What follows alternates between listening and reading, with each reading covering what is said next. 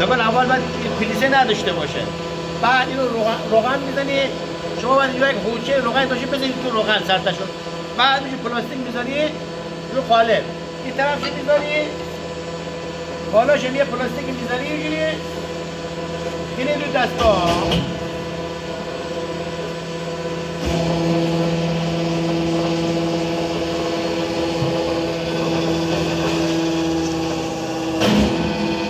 تمام.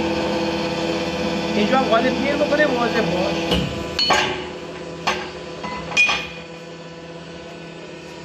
کیفیت بالا تمیز. بیا نه چروکی نه هیچ. عالی. بعد اما بیا اینجا جلال بذار بیا اینجا.